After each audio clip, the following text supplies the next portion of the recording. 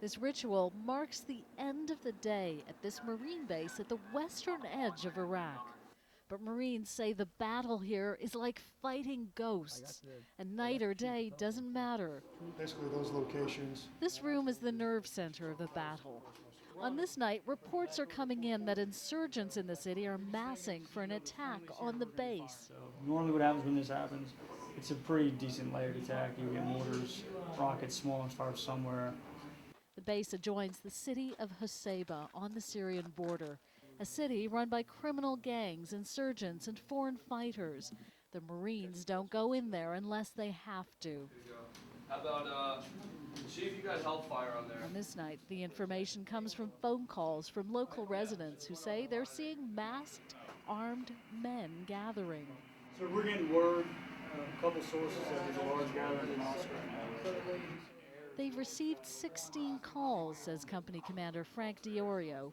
Very rarely do we have this kind of good information that's coordinated and it's from different sources that's all at once.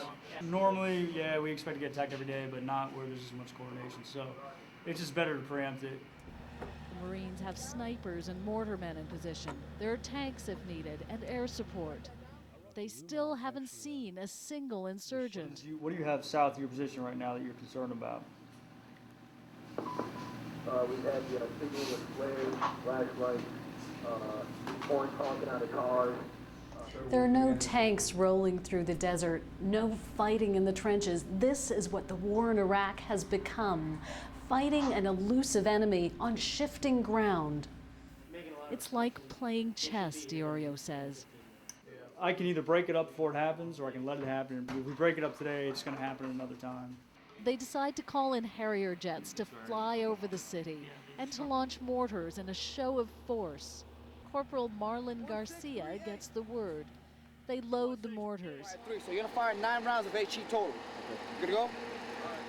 In the Command Operations Center, Lieutenant Michael Hodd calls in a grid. Roger, Hellfire. Garcia and the mortar team begin firing. Next to them, it's almost deafening. Inside, it's just a dull thud. The target was an empty field where mortars have been launched at the base before. The Marines don't want to be drawn into firing into the crowded city. After the mortars and the flyover, the city is quiet. The insurgents, it seems, have vanished, perhaps waiting to fight another day. Jane Araf, CNN, Husaybah, Iraq.